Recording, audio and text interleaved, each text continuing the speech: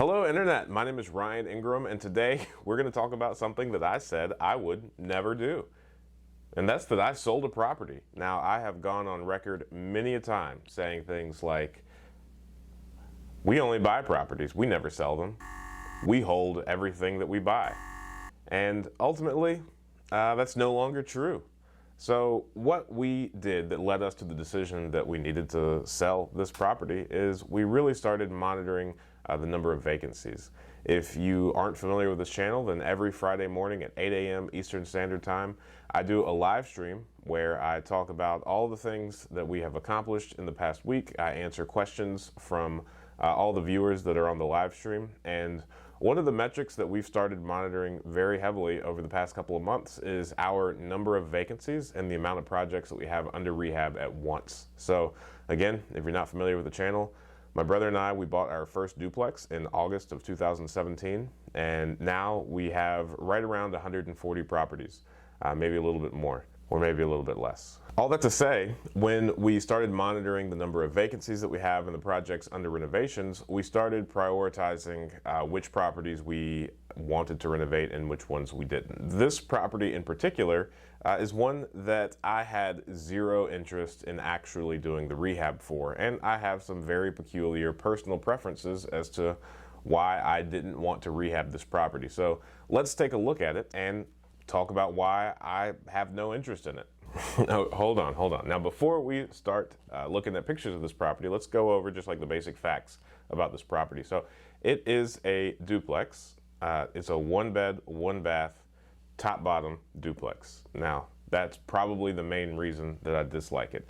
I'm not a fan of multifamilies, as you all are familiar. And in addition, the top bottom duplexes are even less desirable because inevitably, whoever is on top will always bother the person that's on the bottom. We do have a couple of other duplexes, but those are side-by-side duplexes, and they are much larger and a lot more tolerable. Now, the purchase price of this property was $13,500, and we were also able to negotiate seller financing on this deal, kind of sweetening the deal for us a little bit. So the down payment on this property was $1,000, and the terms that we agreed to for the seller financing was that we would pay them off over the next 12 months, and we did 4 equal payments each quarter. So 4 quarterly payments, or quarterly payments for the next 12 months of $3,125. So we paid that off each quarter, and at the time when we purchased this property, we had the absolute utmost desire to renovate the property. So let's start looking at these pictures now, and I will talk while we get this started.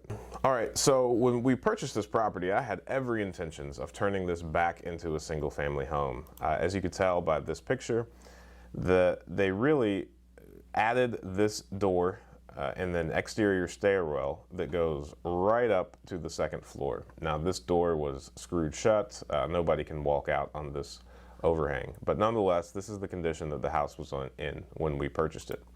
Now, it's very trashy. It was not necessarily cared for or cared by either the previous owner or the people that lived inside.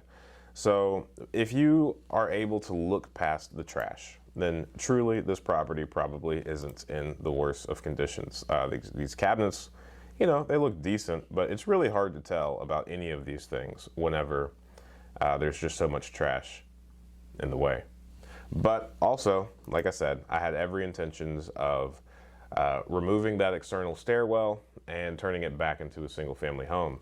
However, after we looked into doing that, we realized it was going to be about $40,000 total to turn it back into a single family and refinish it and all. And ultimately, as we were going through exactly what needed to take place to turn it back into a single family home, we realized that at most this would be a 2-bedroom, 2-bathroom home. There was no way that we would be able to dice up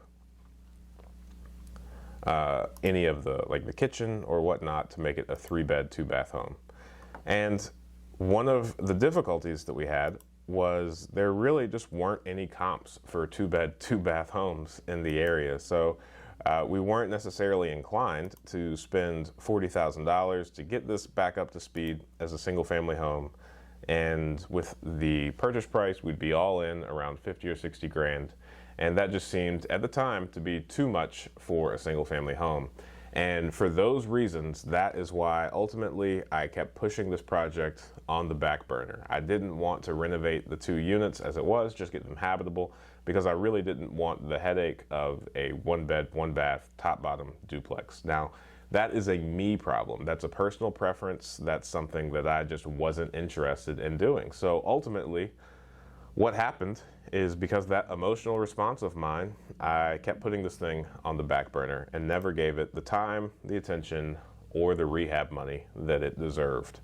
So after a year and a half of holding this thing, and we actually started, monitoring our vacancies and properties under rehab, if we were serious about cleaning up our list, then I needed to address this. So after much deliberation, we decided to go ahead and list it for sale and see what we were able to do.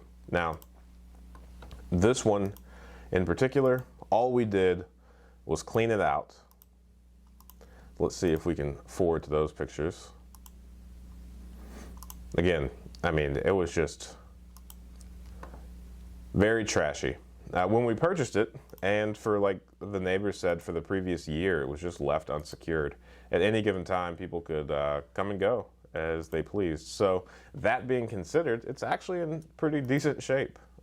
So we cleaned out, the house, the backyard, and this is how everything looks as it is now. So this is the state that it was in for the entire year and a half that we owned it. And ultimately, all we did was clean it out and take care of the yard.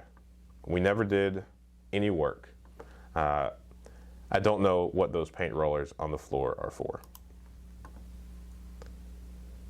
So it's got good structure, it's got great bones, and it's just one of those things that we never did anything with. So all that being considered, what we did is we listed it on the market for, I believe, $35,000. And because the market has been steadily increasing, as has most of the real estate markets in the country at the moment, prices just keep going up. So we listed it for $35,000, and within about a week, we had it under contract for $30,000. It was a cash offer, 2-week close, similar to the way that my brother and I structure our offers. And ultimately, we were able to sell that property for $30,000. So we purchased it for $13,500. We mowed the lawn. We never shoveled any of the snow or did any of that because it was vacant. So our only expense and holding costs were taxes, insurance, I guess the seller financing deal that we had, but we just made those quarterly payments and had the property free and clear. So I would say all in, best case scenario, we had about $16,000 total into the property. And when we sold it, we were able to sell it for 30 grand. So the total amount of closing costs that we had to pay, the realtor's fees, along with the miscellaneous property taxes and any outstanding water bills, it came out to be $3,563.26, which resulted in a net $26,436.74 to us. I would say, all things considered, roughly, we could say that our true profit from this was about $10,000. Now, I consider myself to be pretty lucky, having been fairly irresponsible with my dealings of this property, because the only reason we were able to sell this for a profit was because the market continued to increase from the time that we purchased this property until the time we sold it. Now, we were able to do some pretty cool things, like with the seller financing, to where we never actually felt the burden of this property, which may be one of the reasons that I never did anything with it. However, this was also a lesson to myself as to not put things off and to not make definitive statements like, I'm never going to sell a property, because As I owned this, it became more of a headache. It became more of a burden to me, and I just didn't want anything to do with it. So I have now decided that I am never going to make any blanket statements again. So I have successfully eaten crow by all the words that I've said. The title company, they reminded me the entire way through the process that, hey, I thought you said you weren't going to sell any properties. And they were right. But again, top of mind is that I was able to get away with it this time because the market continued to increase. Next time, I won't be able to get away with it because the market may decrease. Or maybe the market will just keep going up forever. Thank you so much for watching, and if you'd like to support the channel, please check out the PropStream link below. It's for a 7-day free trial. PropStream is an awesome data aggregator that allows you to increase your deal flow by giving you all the tools and information that you need to contact the owners of properties that fit whatever filter you would like to put inside of PropStream. So be sure to check that out. And also check out the Seek Wisdom Mastermind group that I started. There's a link to the video that explains what that group is all about and my desire for that group. And if nothing else, every Friday morning, 8 a.m. Eastern Standard Time, I am doing a live stream where I am more than happy to answer any questions that you might have about real estate investing or personal finance. So thank you so much, and I look forward to talking to you all soon.